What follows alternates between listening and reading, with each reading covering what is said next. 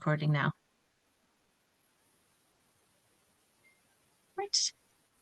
Well, thank you very much for coming along this evening. My name's Priya Logan, and I'm doing this for Fife Climate Community Action Network this evening about place planning and the place standard and how to involve your community with placemaking and local place plans.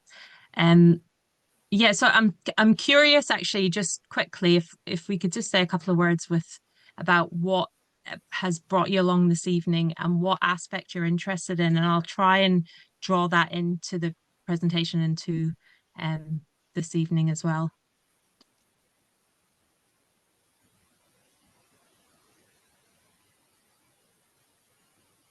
You can go first, Colin. Yeah.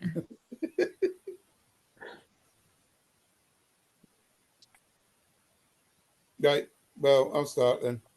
I'm Colin Finlay. I'm from Bramullo Community Council, and I attended the place standard meetings, I think it was last year, at the Larrick Centre. So it's just to follow up on my basic understanding of that, really, and see how much more we could get involved. Also, the fact that the MP4 or whatever it is they're calling it, a new place plan, is in progress with Fife Council as well. So I want to know basically if we had updates from that. We have a few issues in the surrounding area. I'm also on Taybridge Head Community Forum, which is all the 5 local councils. So I'll be reporting back to them as well. Great, thank you.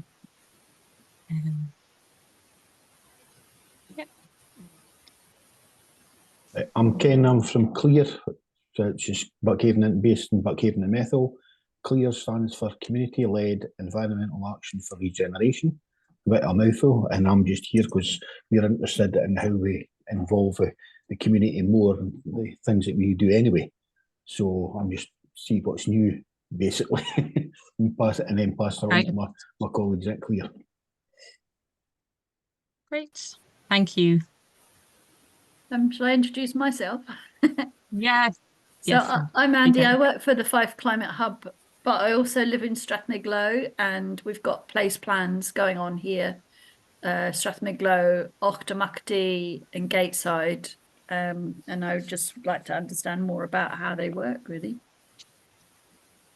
Great, thank you very much. Yeah, so I have been, just as a bit of a background for me, I've been involved with what would broadly be called placemaking initiatives for a number of years. But then most recently, I have been involved with developing a local place plan for the Largo area, which is the community council area of the Largo area.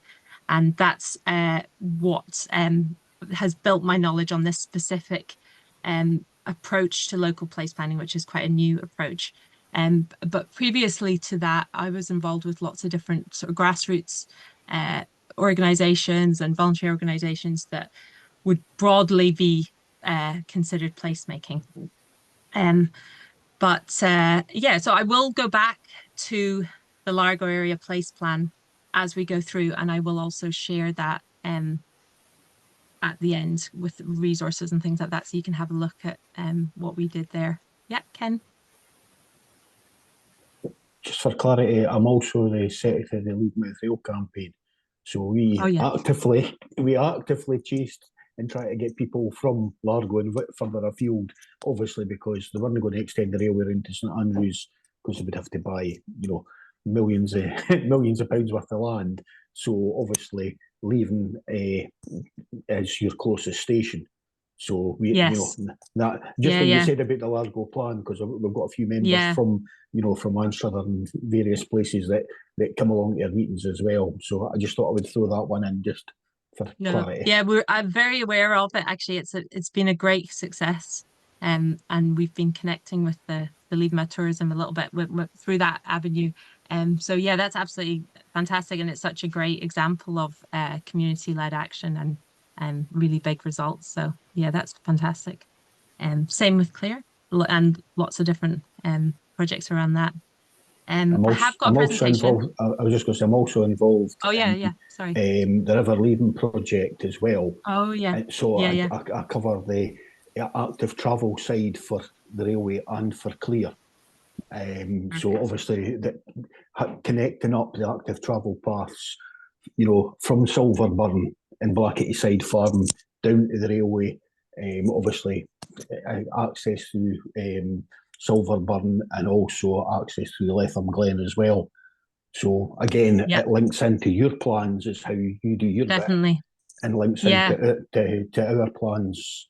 Because funny enough, I'm waiting on my feedback from the bid that I put in for £200,000 to put in an improved active travel path through the centre of Letham Glen, and to put in street lighting from the entrance to Letham Glen up to the community building that's there, because they can't use it at night because it's too dark, and we're trying to get them to put street lights in. So 65,000 just to put in 13 lampposts seems a bit, you know, a bit OTT, but that's the type of cost that you're looking at. And then it was again to improve the active travel path, so it connects up to the caravan park, it connects up to the top of the Broom, which then connects to the path that goes along past Diageo and onto Kenway and Windygates. So it's all part of the wider, you know, network. Yeah. So just to let you know, I'm involved in that as well. Definitely, yeah. Well, there's definitely a place for all that larger regional planning and communication and connections. So yeah, do jump in any time with any specific examples or questions. And yeah, definitely I will know all, and it's all about sharing that information and mapping our approach to what is relatively new, but also has, you know, really solid roots. Okay, so I'm going to share screen, and I'm going to do that.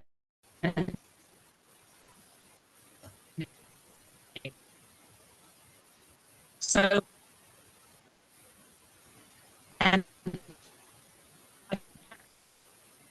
what I've created here is a very broad guide to local place plan using the placement tool and a few other approaches.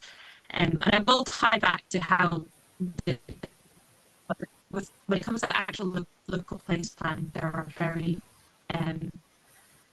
I would say, strict boundaries around how that happens, but when it comes to other types of local community action plans, it can happen in lots of different ways. But there's lots of guidance and there's lots of examples to follow up on, including a Fife Council website with lots of different registered place plans. So there's lots of investigation to go on afterwards if you're interested in using any of these tools and approaches. So this is just a rough agenda.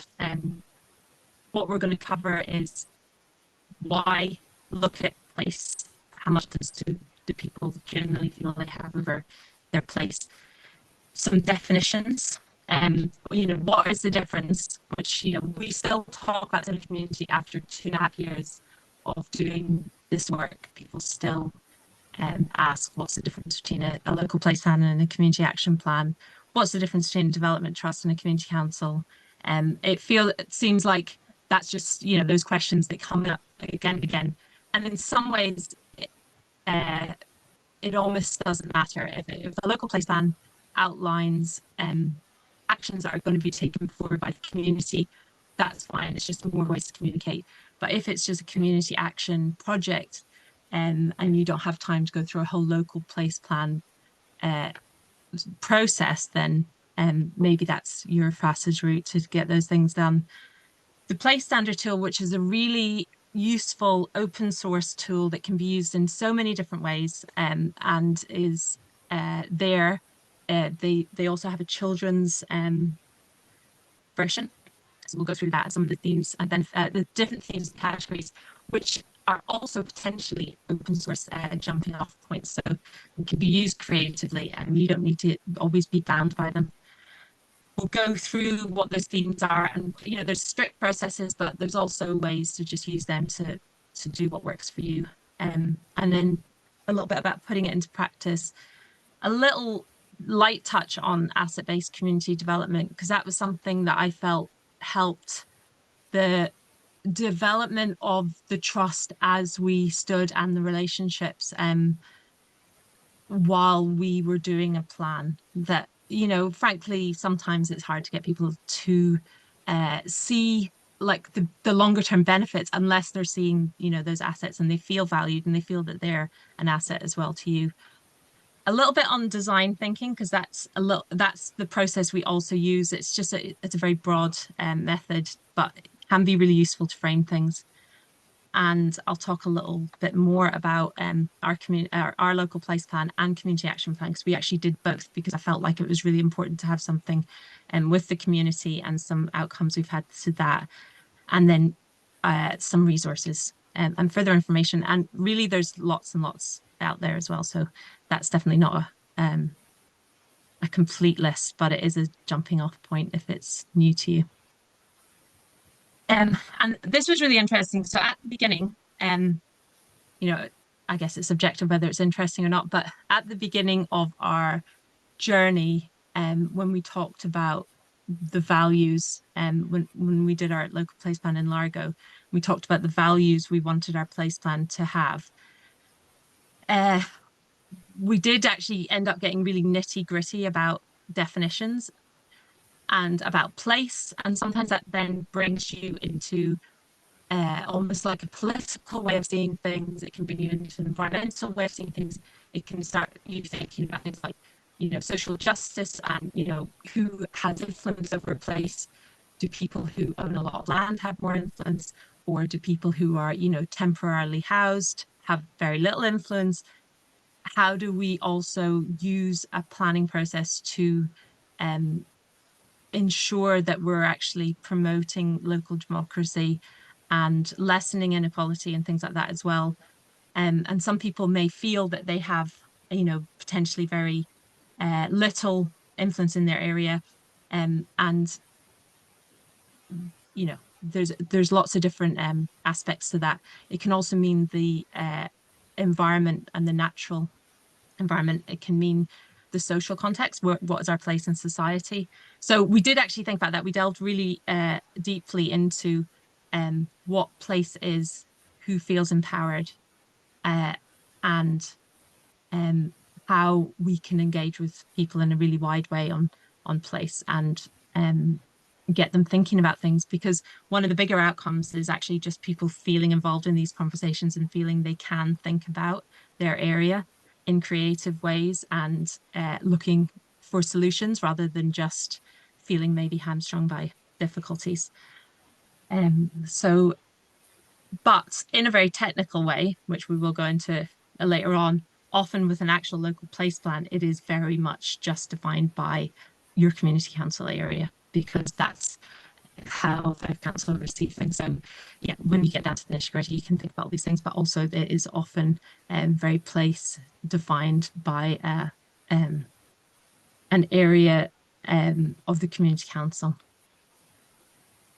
And yeah, there's just, that's, something that I've just spoke about before. What's the difference between all these different aspects? Placemaking can be transforming underutilized spaces. It can be campaigning for a rail link, like Ken gave the example.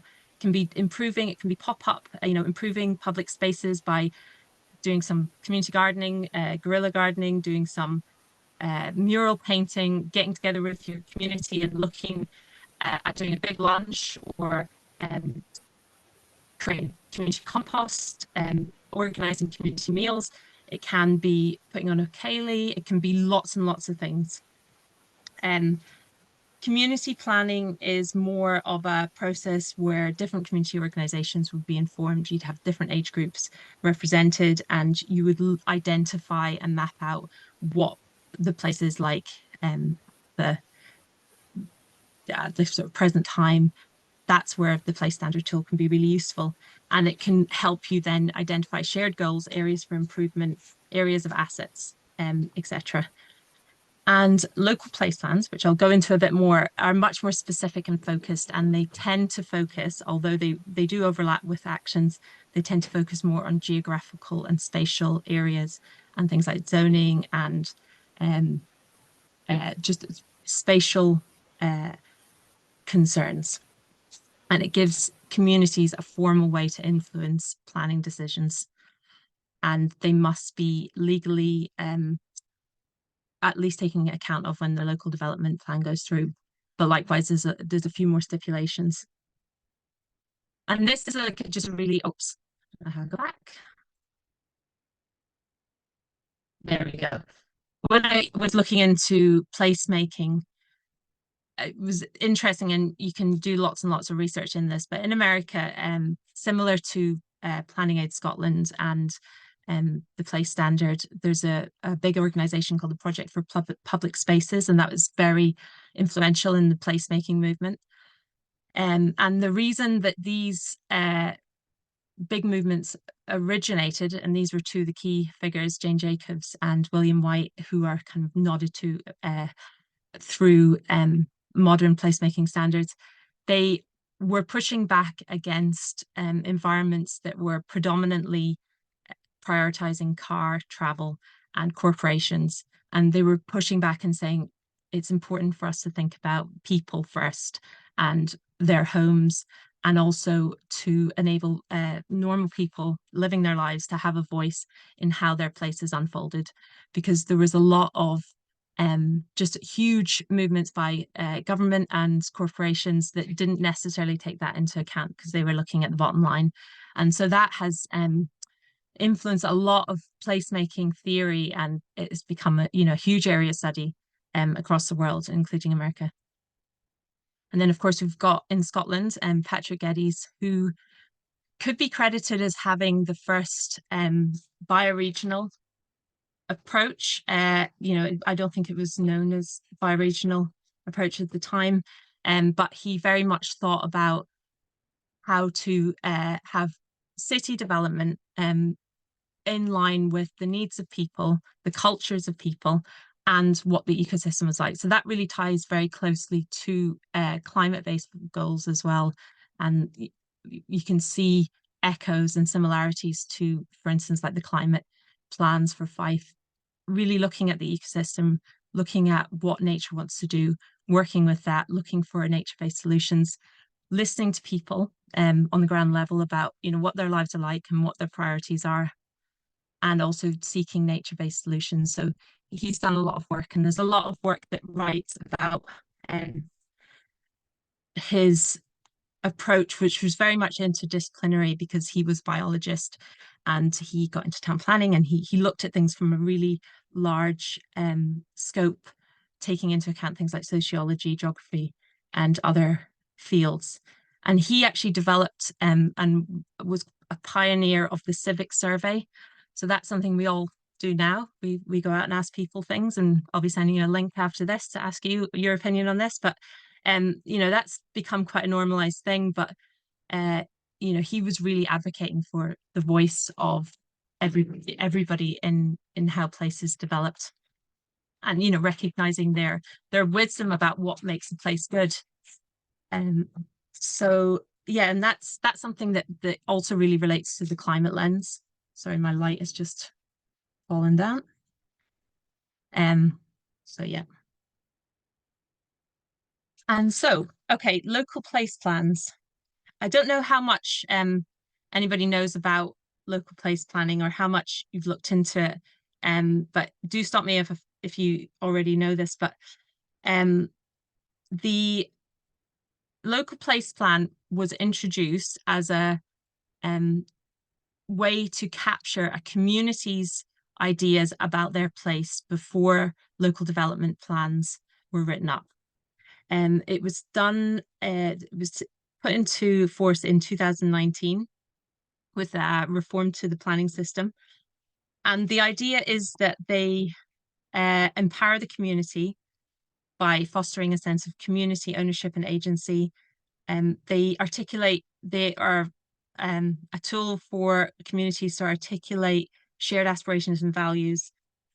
And in terms of what the benefits can be, the process of developing a local place plan can encourage collaboration and closer working between people and organizations, and just enable those conversations to open up. The process is that is fairly set out, and we'll go through that soon. But yeah, is there any questions about local place plans specifically? Who has been involved with one? I can't remember if Ken or Colin, if you've said that you've been involved with local place plans specifically. No. I've been involved in some of them. The problem we've got is a lot of these consultations go and they're fragmented and there's no feedback. And that's a perfect example would be Leaving Prom. So they've Which one? Leaving Prom. Yeah.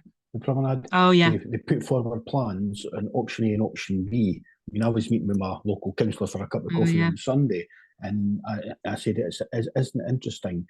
So if anybody who knows Leaving, the whole of the prom right up to what used to be Pleasureland, it was planned to be developed.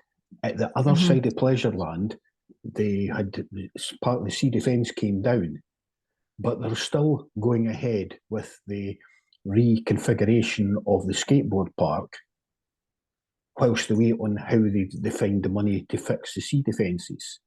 But the prom area that's at the other side of Pleasureland, all of that development's on hold for sea defences at the opposite side of a building. And I was saying, how does that square up? You know what I mean? And again, there's no feedback to let us know, because there was, you could make comments on option A and option B to say which one you preferred. Most people had loads of problems with certain bits of it. Again, we've been, everything's delayed whilst the council decide how they're going to fix the sea defences, which is at the other side of the building. But there's no feedback to the community. And that was my biggest thing. You like you say, it's about encouraging the people to have a vision. It's encouraging them to have a say. But if you don't get the feedback, it's actually worse than participating, because people have participated, to put that effort in, and then they get nothing, and they get so disenfranchised. And that's the biggest thing that I'm finding. All of the things that we've done to date is the lack of feedback from authorities. I mean, we've got Fife Council fighting with Network Rail on certain things that were supposed to happen for the railway opening that still haven't happened. We're getting no feedback on it. You know, same thing with the prom. You know, there's several instances like that, and the amount of people who when you speak about, are just fed up because they can't get an answer. So that's the biggest thing. I mean, I would like to see, you know, a fifth strand, the feedback loop, because I think that's missing from it. It's all good and well saying here's the full building blocks, but if you don't have a feedback a timeless one between the various stages, what's the point? I'm just sorry, just to build into that, and just drill down into that, and then I will answer. I won't be able to answer right. I'll get feedback on that. But just to drill down, do you mean feedback from what people's opinions were, as in you could see clearly what their opinions were, or do you mean feedback as in what they're going to do about it? Just out of an interest. Feedback to both. It's actually feedback to the people who actually put in a representation. I mean, another example was the Fife-wide active travel network that the council came up with, and they asked for feedback. We put that feedback in probably 9 months ago, and there's been nothing. It's crickets. So at different stages, the different types of things, you know, you're putting your own feedback in, and I appreciate they can't come back to everybody, but even, you know, emailing the people out or putting it in the paper to say, this is where we are in the process, we will update you at this point in time. It's like they don't want to be held to any timescales whatsoever. So you never know. And it just, as I say, I mean, I'm talking about activists who I've known for decades are getting completely peed off for the process. You know, I'm not just talking about the man in the street who gets peed off a lot quicker. You know, I'm talking about stubborn buggers like myself who've been doing this for, you know, best part of 30, 40 years. That's what I'm talking about. It's this level of people who are now starting to feel totally frustrated because they're never getting any feedback. We did, as the railway, we did feedback to Amy for their plans. We got in when they actually presented their report. None of the comments that we had made were incorporated into the report. Ken, is this related to place plans though? I think you're kind of going off track. Oh yeah, it's maybe not directly to place plans, but it's part of the same thing as saying, you know, you're not showing where feedback will come in. But you need to, so that needs to be part of the place plan. Is that what you're saying? Yeah. Okay. As well. Yeah. I'm just going to say, so I developed the place plan alongside the Community Council as a community development officer with the community.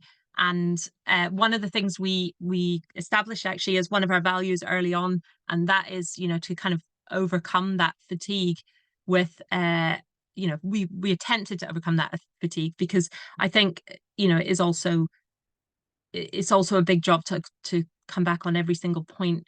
But we did always send out the surveys, and if you are involved with something like community action plan or a local place plan, that's something that I think, you know, we did get that feedback from a lot of people, that fatigue, like you said, and we always attempted to feed that back.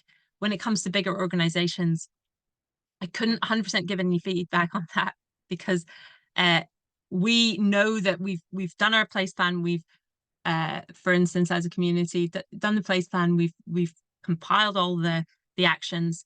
We've sent that in. It's 100% open for anybody to read. You can, if you're really interested, drill down into the data. You can even look at each individual answer. And we did feel that that was really important. And what we've seen as an organic process, although this isn't, you know, the aim of the local place plans, is that different groups and organizations have picked up on certain things and improved certain things that they can do because they've seen what the community feedback is.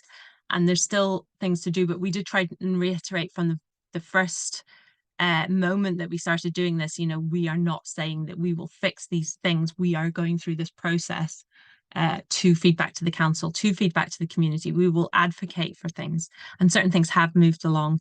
But yeah, the idea is that local authorities should support the development of local place plans, and they will provide guidance, resources and technical assistance to communities. The idea of a local place plan as well is actually kind of potentially, you know, if it works really well, you get away from that bitty consultation process. And I think it's difficult because you've got multiple agencies working in any area at one point, but the idea is that it takes a holistic vision, and you can examine all the different areas. You're not just saying, oh, this is the active travel consultation, this is the, you know, community hall restoration, this is the, you know, what we want with our environment and our coast.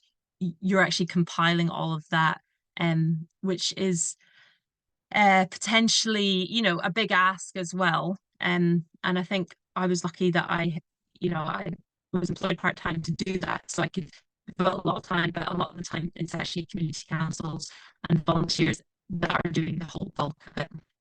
And you know, there's support out there, not necessarily always the resources to do the whole thing. And you know, that is a big job, and it's a new thing, so we actually don't know. That's another thing, we don't know. And we've had, you know, good feedback and support from Fife Council with the lodging of our place plan, but we don't know what's going to come of it, and we don't know what they're going to take into account. So that could potentially be something that, you know, could frustrate a community. But we also developed, we tried to take the asset-based approach. We tried to get some easy wins in there as well as we went along. So, you know, by saying, well, this is what you really love, let's make that even better, because we have the assets to do that. But yeah, the local place plans are very specific. They are to be lodged with the council and taken forward. And there's a list, actually, I've got a little list of areas in Fife that have already lodged them, and there's a fair amount. There's not a huge amount. I think there's just under 20. So there is a page, and I'll send all that out as well, that you can have a look through the place plans that have been lodged. But yeah, the main thing is that it's a community body that does it, which community council is the easiest route, because if it's a new group, specifically for the local place plan, you will need to have that in your aims and objectives from day one, and then sort of regroup and find a whole a lot of people that will be involved in that, and making sure that the group itself has a legal fits the legal definition, which, you know, is fairly straightforward and takes a little bit of time. You might have an organization that already does that, or if you're a community council, then that ticks that box.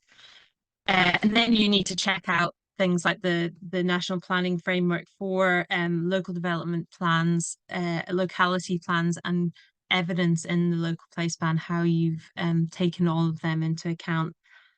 And, you know, another useful thing is looking into things like the locality plans. But I'll go through this a little bit more.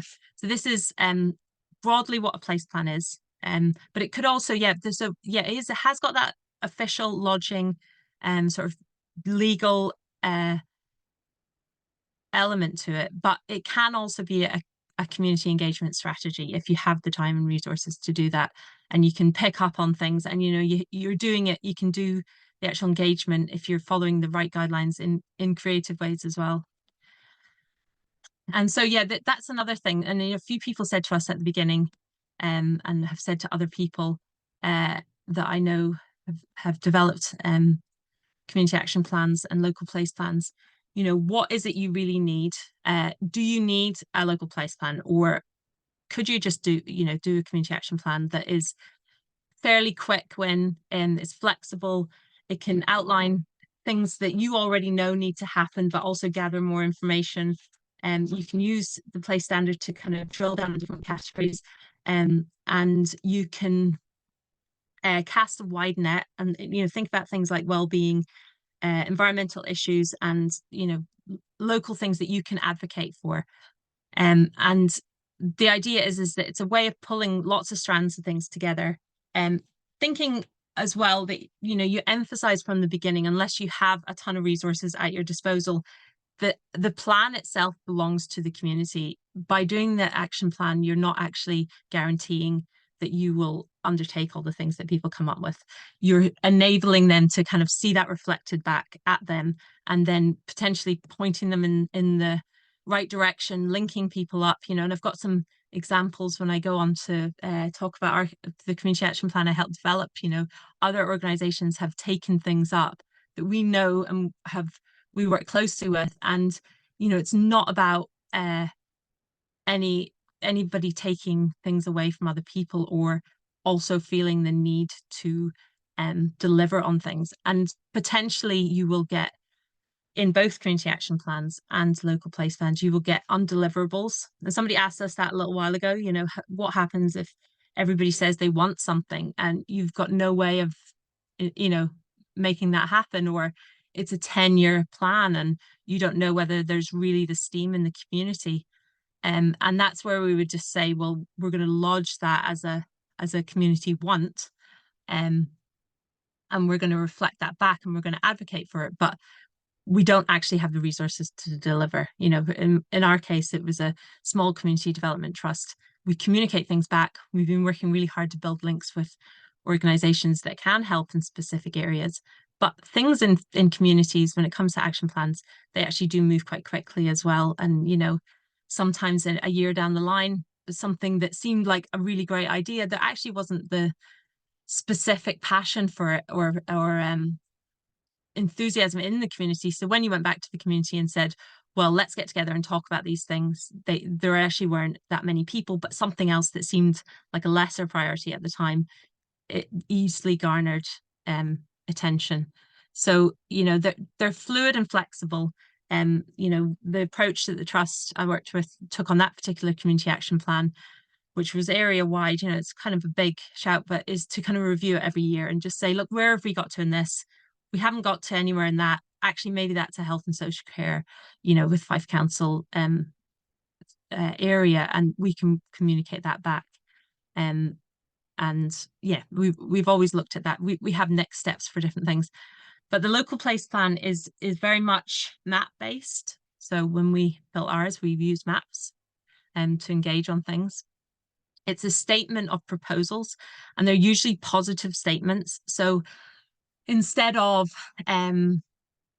don't knock down this building. It is, you know, preserve this building, or, you know, preserve this community hall for community benefit, rather than something negative. And I think that was, you know, or don't, it's not like, for instance, there was an area that was contested about development and people didn't want to see it developed. It was retain this as a agricultural land and as a green belt, or not green belt, to avoid creepage of the area. So it wasn't don't do this, it was do this.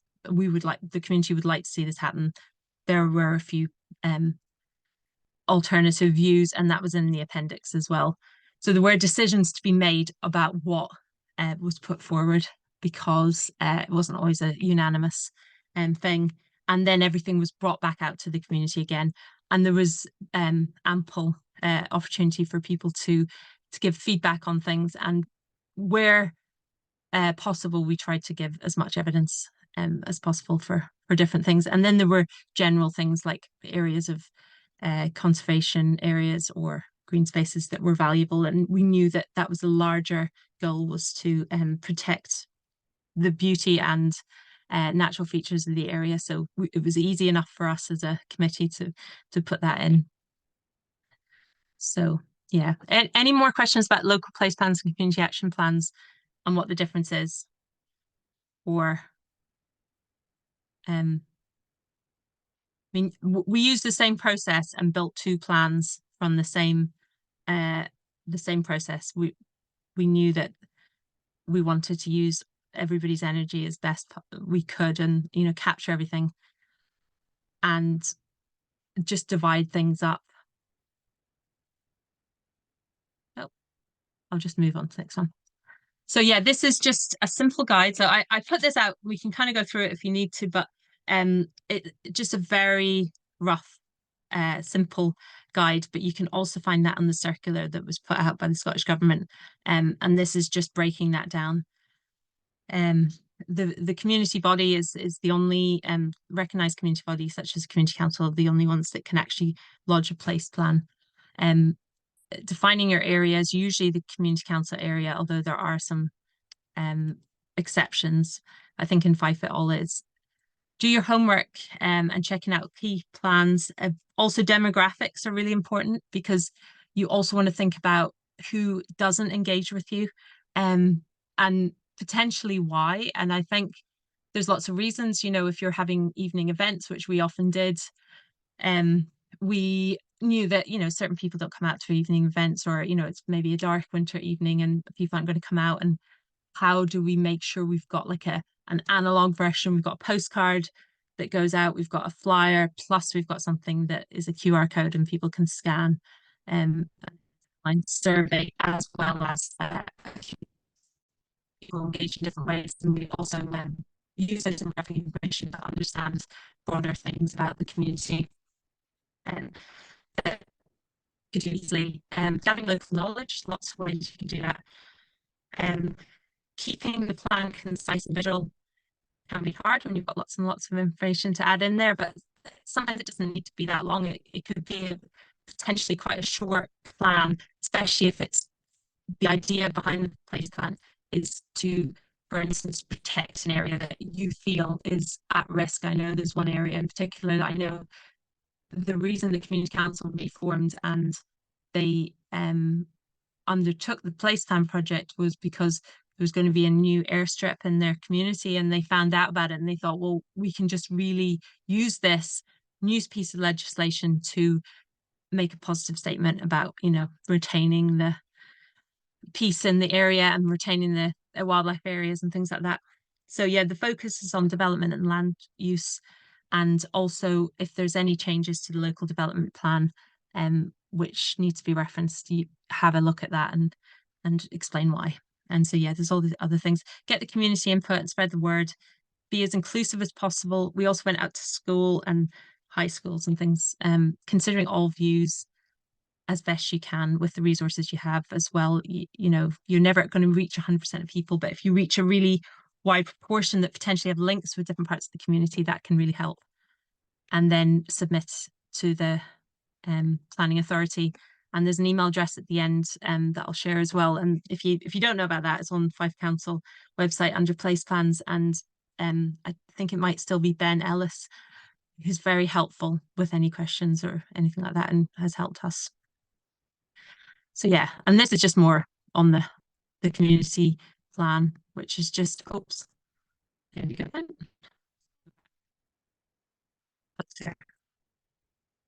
Yeah, so playing brand marketing is really helpful, through projects and thinking from what you've said, you might already have that groundwork of actually understanding, your community in lots of different ways, and kind of understanding, what would pull that together and what organizations you could work with to deliver something like a community action plan. Understanding your community is an ongoing process. So your community is always changing, but developing a shared vision, which kind of represents a wide swathe, and creating some actions. I mean, taking actions and then evaluating and sustaining that momentum.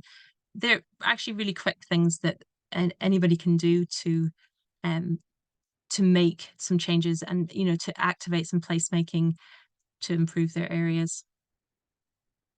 And so this is, I'm just found this, and I thought this is an easier way than necessarily explaining it, but coming from the health background of thinking about how environment affects our health and how we feel. Let me just put this on because it's easy. Oops.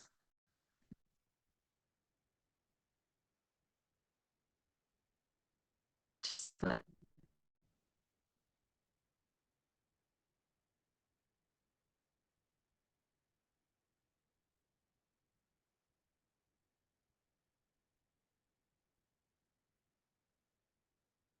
how this works.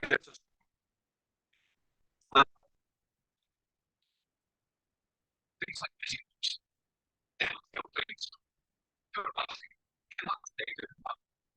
whereas well-maintained green spaces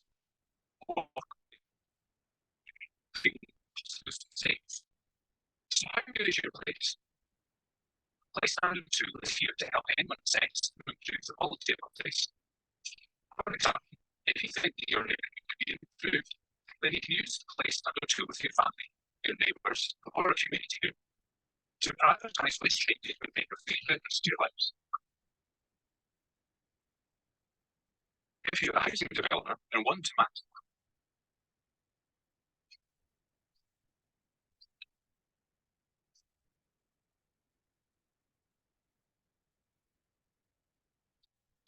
you want place out to structure a discussion consultation, but basically bring together multiple services. A place standard tool provides an easy way to identify the strengths and weaknesses of places, the facilities and amenities. Discussing the themes and giving them a score helps to encourage ideas to focus their priorities and then with them. So whether your place is well established, big change, or is not being planned, it's likely to you to improve the quality of your place.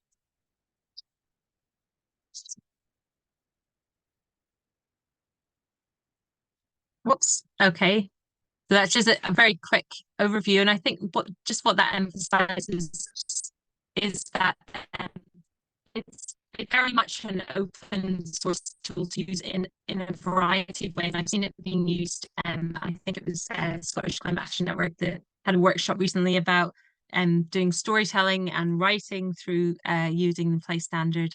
But what it does is it enables us to start conversations about specific areas, and there's a lot of clear guides on their website about areas, specific themes, but also how to map out all of those themes across a standard. And we'll find that potentially, you've got lots of places that use threats often or specific questions, but you've got areas that are really high. You've got really high level of I don't know, for instance, play and recreation spaces, but maybe your bike lanes and things, and you don't have any bike lanes, or you have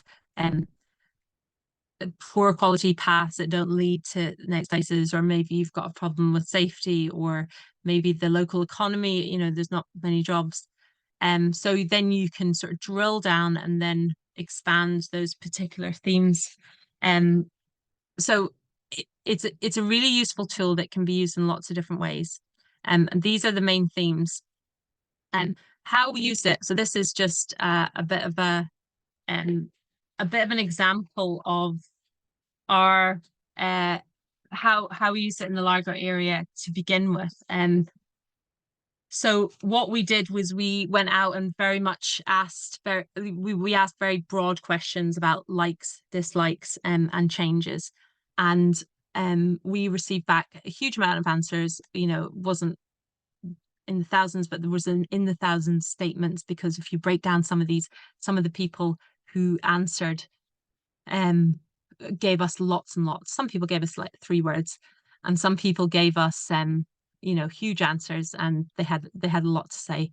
So we broke down what we did. Actually, we went to Planning Aid Scotland to do this particular piece of work, and that was before Planning Aid Scotland had started to do some of the support around place plans in Fife. And after we were involved with them, and it was Paul Eade who was with Planning Aid Scotland then, and I think he's now got his own organisation doing similar things, especially around climate.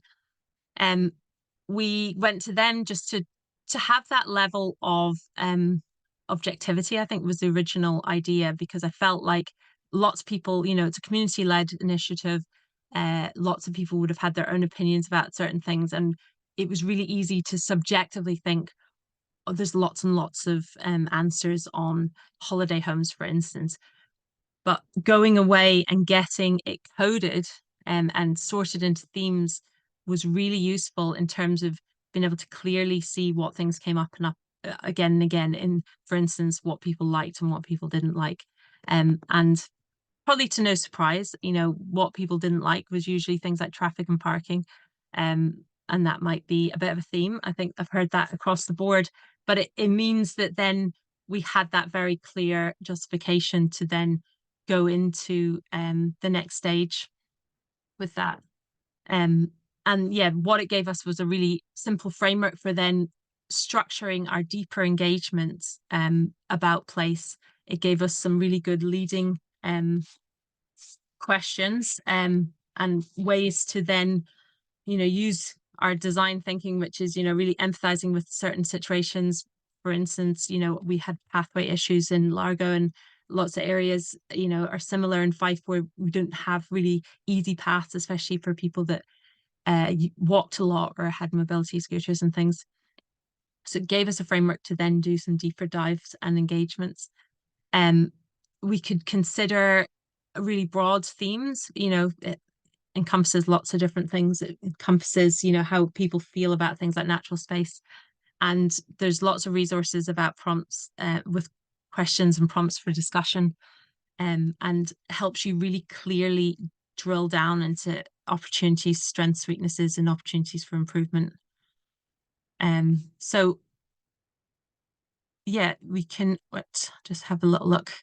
Yeah, you can think about use it in lots of different ways when it comes to ways of engaging with your community. And there's also a children's version as well. And potentially there's themes that you won't need to engage in your area or in your projects. So it's really worth looking at it and going through and just getting that feedback about what's important to people, and what themes you can explore in a deeper way.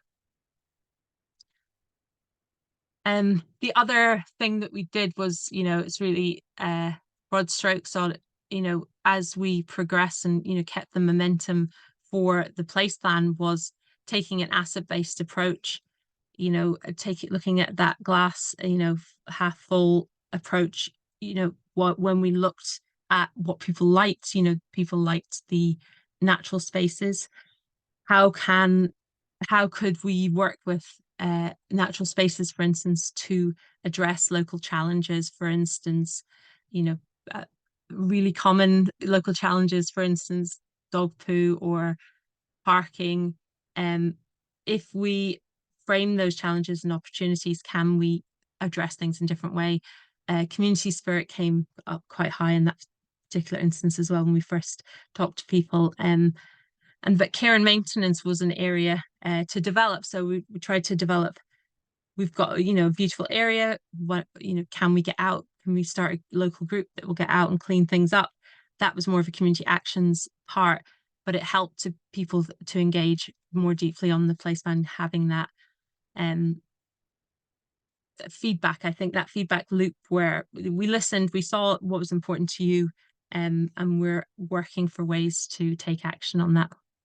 And yeah, so really broadly, asset-based community development was developed by John McKnight, and I can't remember the other person's name, got that here, in America. And what they were working with lots of communities and realized that a lot of community development was just looking at problems. And that is something that, we often see when people really engage on something. It's because they're saying, we just don't like this anymore. This place is an eyesore, or, something's getting vandalized repeatedly. And then they'll engage, then they'll go along to their community council and they'll voice their opinion.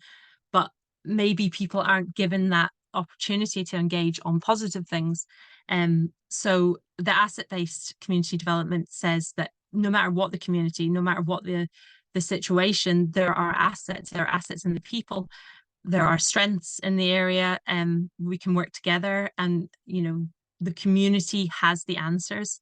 It's not about just engaging with services. So they took a very proactive approach, but we have found that useful in emphasizing the strengths as much as possible, and realizing that there are also things that we can change. But if we connect more through our strengths, then there'll be more will to do that. And yeah, so this is a really broad introduction to design thinking.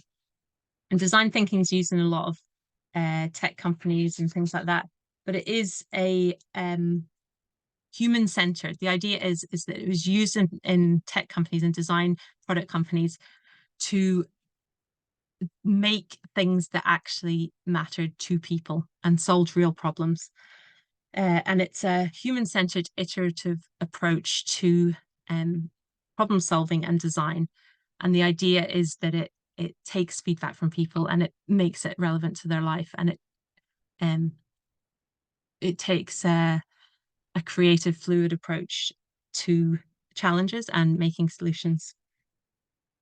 So yeah, broadly, the steps are empathizing with the issues. So that's, potentially something that needs to be solved in your community, or you want to write in your place plan about too much development or, parking, empathizing with all the people, the situation. Deepening your community understanding who that community is, what challenges so particular things present for them. Understand what their aspirations are. So that's another thing, like really understanding what their vision is for the community and their home, and sometimes it's actually part of their memories as well, how things used to be. And then defining what those challenges are, really clearly drilling down into the specifics, and articulate that, and maybe look at the place standards themes. Can you also articulate them into different themes? There's lots of ways to go about that, but it does sometimes help to have that definition to be able to think of solutions. So the next step is the ideating, and that is the really, the thinking of solutions, coming up with scenarios, coming up with ideas. If you don't like this particular area for parking and everything's getting, too full, is there a way that we can make this work for people? Are there other areas? Are there things not being used? Can we, for instance, encourage people to cycle if we develop a good cycle path, or have bike parking, or make it safer, have good lighting? That's another thing that often came up. And that's very broadly defined by like what might we you know, how might this place be? How could we come up with a collective solution that works for all these people that, you know, we understand are challenged by this situation. And you can be creative in this process as well. You know, the ideating does not need to be drilled down into actual proposals, and you can test out, you know, ideas before going into actual testing stage. Prototype and experiment, you know, go out and try out something in a very light touch way. Be that a, you know, a cycle path, you want a cycle path, you go out and stand and, you know, get people's feedback on that. You know, maybe involve the local school in doing like walking, they call it like walking buses and things like that. We've been able to work with like junior road safety officers and get them out to really show how they are experiencing their walk to school, and, you know, come up with different ideas and pilot projects that could address problems. Get that feedback, and then potentially if you get that, you can kind of go on to the testing stage. If you totally relate this to a plan as well, or just your local place plan, that could also relate to just testing out your plan. You know, have you got a draft of it?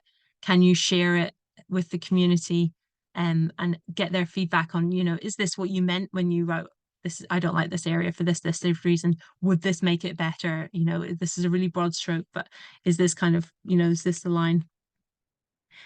And then you're just evaluating and improving where you can. The local place plans are a bit of a final process in terms of submission, but not necessarily in terms of, you know, views, because things do change, and, you know, buildings change and people change and situations and businesses change. So that's a little rough outline of what the design thinking process is. But if you look that up as well, there's lots of examples. But yeah, so this is a bit of a case study of how we used the process ourselves, and we, in the Largo area, we had a variation of, you know, how we contacted people. We had postcards, we got a local artist to design them, and we made sure everybody in the whole Largo area got one of them, because we did have a community newspaper that it jumped on the back of. We then worked with the school to understand, you know, their specific challenges, ideas, vision. Once we had all our information sorted and coded, and we kind of were able to break down things, we then narrowed down to themes, looked at where we could combine themes, and did deeper dives. And that's where we did get people around the table. But focus groups, you know, visioning about things, for instance, you know, healthcare and support services. And, you know, people did dream really big. And I think that's the other thing, is that the process was hopeful. And I think we always gave that feedback, you know, that this is what we want, and there's lots of ways to get there, but we're not necessarily going to get there, you know, next year, not necessarily going to get there in 10 years. Things may change. But this was a wish list. And I think some of the benefit of that was actually just the, you know, people feeling heard and saying, you know, this is important to us. And we have been able to start some community actions and engage on some of the themes broadly. And yeah, we always kind of went back and prioritized things. There's a little image there of our community library. We looked at all the ideas, and we got some feedback on what was most important. And yeah, that's, you know, this is a little bit more of an overview of how we did it. We sent out surveys, we mapped out groups and businesses, and we went out and tried to, as much as we could, speak individually to groups and individuals who were involved with things, like, you know, business owners and people who ran groups. We held several engagements. Some of them were just fun engagements and kind of community groups, open days, but we had ways of engaging with maps and things like that to gather ideas.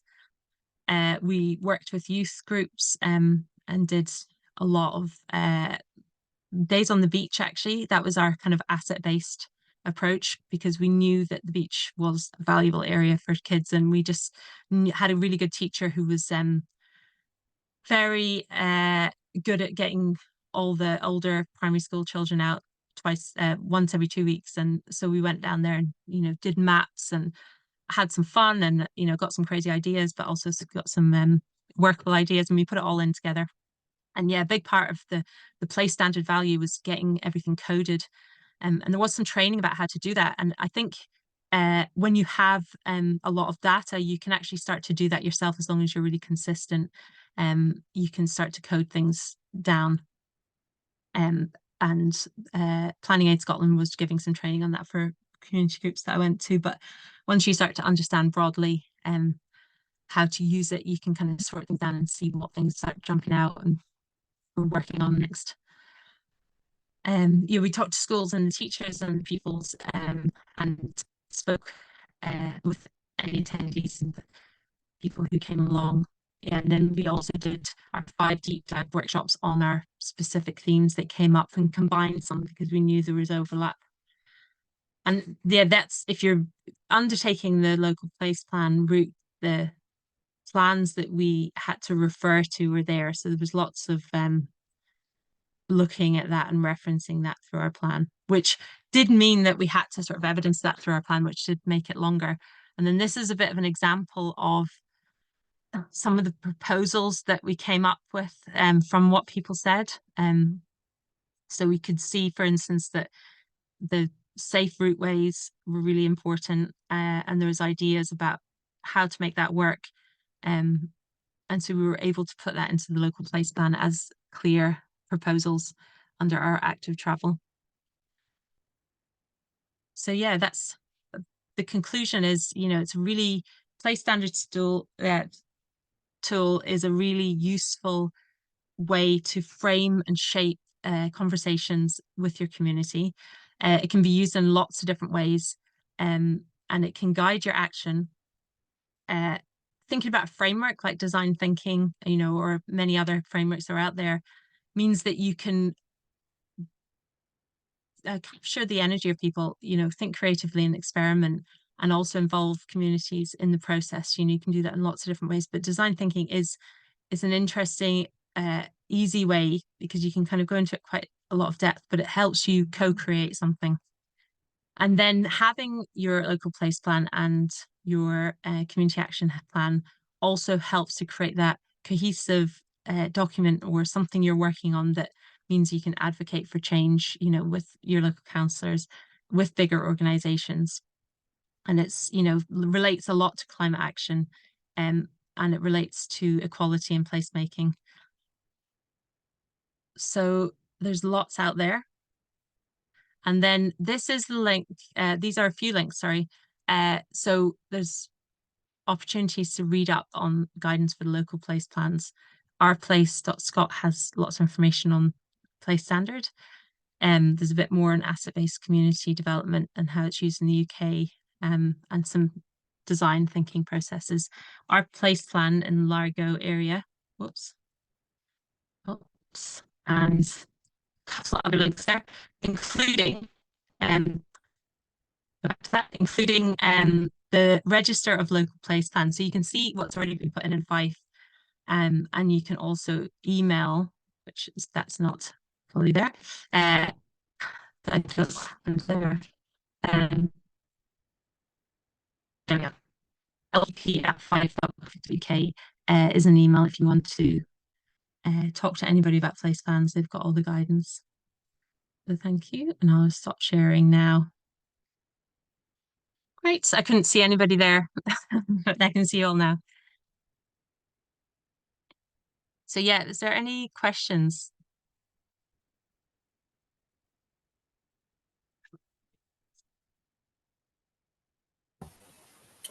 How did you go about funding the deep dives and the consultations with the community groups? Okay, so yeah, we did get some money from the local authority planning budget, Fife Council.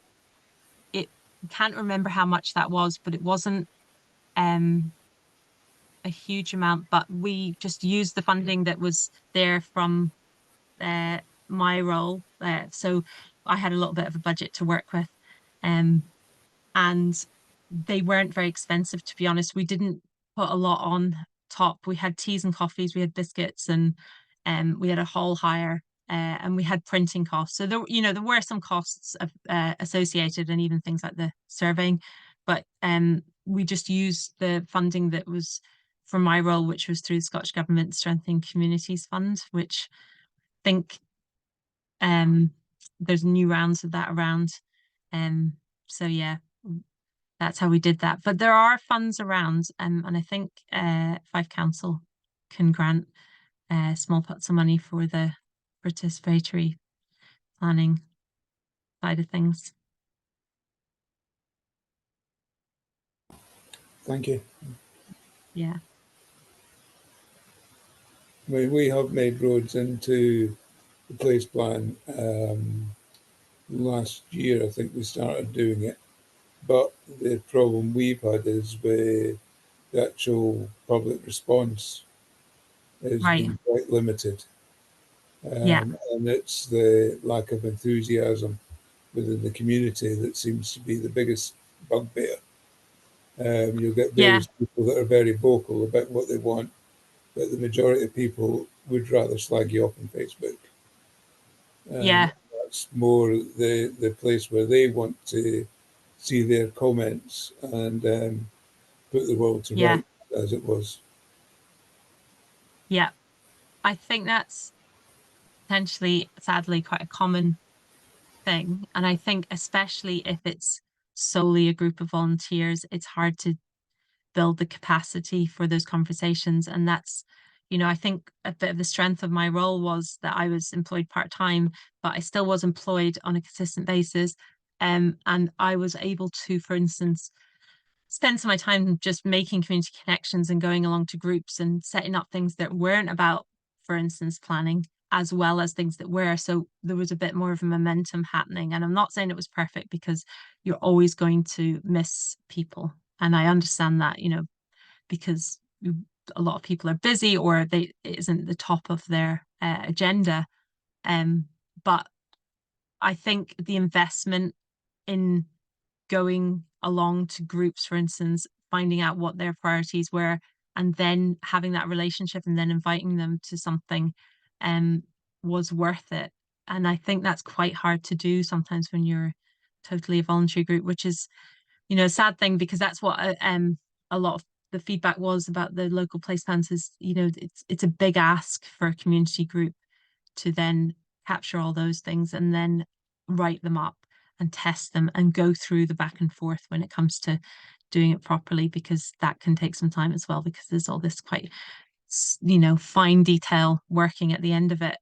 But the engagement part is definitely an investment, and it's quite subtle sometimes, and it really depends on your area. And I do know your area. I'm not that far away from it myself, so I think it's easier sometimes in a place where there's a lot of community facilities, or that there's things you can kind of piggyback on top of in terms of collaborating with other groups that are already doing things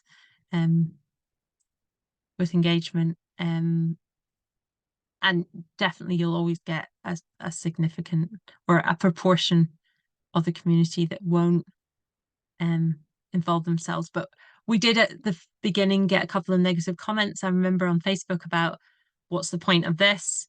And we just directly would message them and invite them to come along and say, well, why don't you come and say something? And actually one person did from that. So that was good. We just tried to stay positive and realize that I never took data, I have to say, from Facebook comments, because I think that is actually very skewed data in itself, because often if you find people get really negative in Facebook comments, people won't dare to come on and say, well, actually, I feel differently. And that was the interesting thing when we did the surveys, because we sent out a postcard and we involved a local artist, and we did think that was a way of making it a little bit less dry.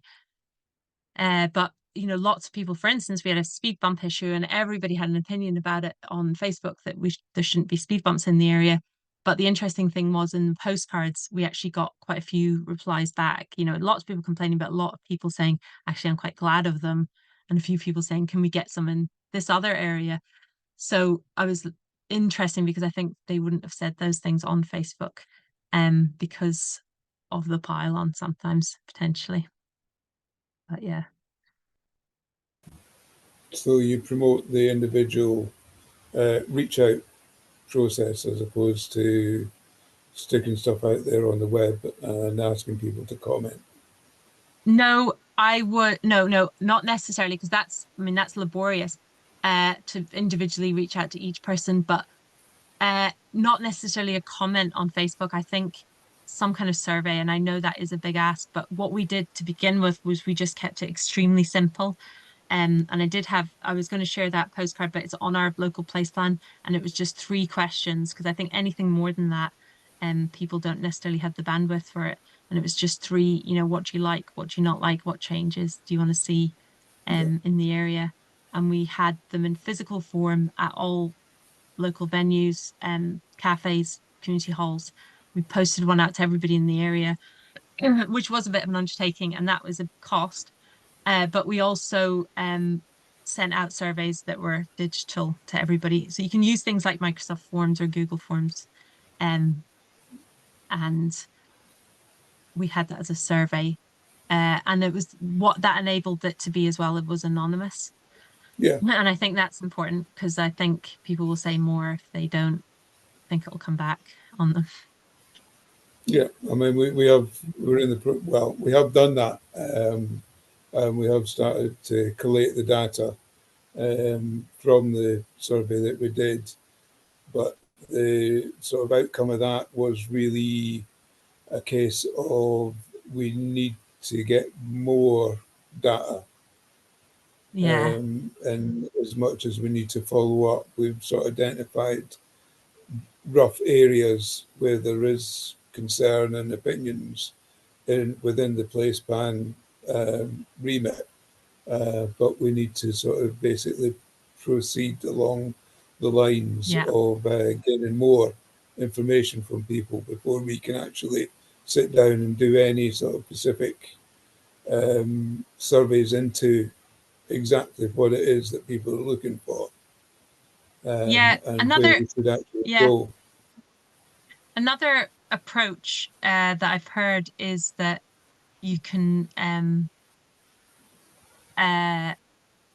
you know, and I've seen this in other groups, as long as you've involved your community in the process, you can also prototype solutions and then take that to people for feedback. So if you feel that you've already got quite a good understanding of the area and of the people, you know, and I had a long run up to it because I, you know, had over a year to do the process. So I took it slowly, intentionally at that point. But if you feel that you've actually got the understanding already of your area, there is also an approach where you can broadly draft out what you think are proposals that will benefit the community and then take it out to the community. You know, have an open day, have a afternoon tea at the hall or something. And you know, maybe layer it in with something that's, you know, good for the kids as well, and you get a wider amount of people, but clearly saying what it's for, and then get that feedback there, and then that will enable you to at least have something. Because I think that is a difficult thing when you don't have anything at all, and you just say, well, what do you want in the area? And that's where the Place Standard tool is really useful as well, because at least then you can actually break things down. You can actually say, well, we can clearly see that, okay, we've got really good natural space, but actually our ability to get from one place to the other without driving is actually really not good. So let's look at some, you know, drilling down into what might work. And you can, I think, you know, as long as you show evidence of engagement and you show that you're not, you're representing the wider community and you're giving everybody a comment, you can sort of come up as a group with things that you think may be useful and then get that feedback process afterwards. Which I know can be tricky if you're doing something potentially a little bit controversial. And there are areas that people won't always agree on, but you know, it's about being able to represent. That's the biggest requirement. But if you do have any questions about the local place plan process, do email the place plan email address as well. Because yeah, there's been quite a lot of different approaches, and some people have done it in a really short time frame, and just had a map and a few proposals, and it just means that your voice is in. Yeah. Yeah. Okay. Thank you. Yeah. I mean, isn't it interesting that this is really the council's job to get this information, but they've put it back to the third sector, and then they underfund the third sector. Yeah. And then they complain when the third sector didn't pick up the ball and run with it. I mean, it's a bit hypocritical when you think about it, really, because, the council should be gathering these views. They should be engaging. And what they've done is went, third sector will do it. And they've put in limited help to do that. And then, then notice, well, so the community's not done anything. It's up to the community. No, it's up to you. You're not engaging with the community. I can always remember the one where I worked in Dunfermline, where I left. They arranged for a consultation to take place on a Friday between, I think it was, I can't remember what the time. I think it was like 3 o'clock and 6 o'clock at night on a Friday, and it was covering deprivation. They put it in Leven Centre, which has no direct bus link from any of the surrounding towns like East Weems, Buckhaven or Methil to Leven Centre. The bus doesn't go to Leven Centre at all. And I arrived at 5 o'clock and they were packing up. And I said, what are you doing? Well, it's finished. I went, no, here's the brochure, it's 6 o'clock. And I made them unpark everything that they were parking away, and I deliberately kept them there to 6 o'clock because I was furious. I'd driven, I had a 40-minute drive to get there, and then I arrived and they were parking up because they chose a Friday of all days to do a consultation, and then they put it in the most awkward bloody place, and then they wonder why nobody turned up. Yeah. Do you think that that's one of the reasons why the community, it's better for communities to do it themselves, because then they know like things like the bus route and the times and stuff like that? It would be better like to give money to communities. Resources. I don't know how PRIA was funded. If it was properly funded. My issue is it's not properly funded. And my other issue is, it's like, well, this is the bit that feeds into this bit, but then you didn't get the time frames of the other bits. So, like the local housing strategy, climate action, the transport strategy, recovery and renewal plan, community plan, biodiversity, they all come out at different times. Yeah. You know what I mean? And people's opportunity, if you want to, respond to these, you've got to do a lot of online digging to find out. They've now made it much more. You've got to do it online, much harder for people who don't have access to, to good access to the internet. I mean, have you ever tried looking at any map on your phone? Have you ever tried to fill out a council form on your phone? Mm. And that's that's the device that most people have. But a lot of the technology is not designed in the format that works on, both Android and Apple phones. And then they wonder why the number of people that are responding is getting less and less and less every time, because they're not enabling people to do it. I mean, I'm not against doing the place plans, but yes, they've got to be consulted. Great. When? Because if you do your local place plan at the wrong time, you've missed the boat on a hell of a lot. But I think they're okay. Like I asked that question like that because the council have a liaison person that works on the local place plans, and there was a deadline for it to get into the council's strategy, but the development plan. But I think that they're still like, I don't know, maybe perhaps you could explain that, Priya. But I think it's still worthwhile doing the local place plan, and then if a consultation comes out, you can say, look, this is what we think. You don't need to go do another 7 consultations. Just read the place plan. We did one for Lower Buckhaven. It gives you that tool. We done one for Lower Buckhaven way before they came into to do a lot of the other consultations that they've had. Yeah, I've read that actually, Ken. We actually had a consultation with Savills and Weems Estates about a housing development they were planning. And we asked them, well, have you looked at it? They hadn't even heard of it. And yet it was a document that was put through to the council, that the council hung out, and they were allowing planners to then have their own consultation with the community without even referring back. I mean, it's an area known as the Bats Wood, because funny enough, there's bats in the trees. And we sat down with the plan that the architect had come up with, showing houses right outside my front door, funny enough. And it's not a case of not in my backyard. I had to point out you can't build houses there. But we own the land, we're building houses. No, we got that land protected as clear as part of, well, it was then Prince William, when he was doing the Green Spaces Initiative. So we got it protected for social, so they couldn't build part of their 1,600 houses. We then pointed out that the area that he was redeveloping, he couldn't do because it was the Batswood that was protected. He didn't know about the council's low carbon investment park. And that was from your place plan, was it? Yeah, well, from a version of a plan, but he also didn't know about the railway coming.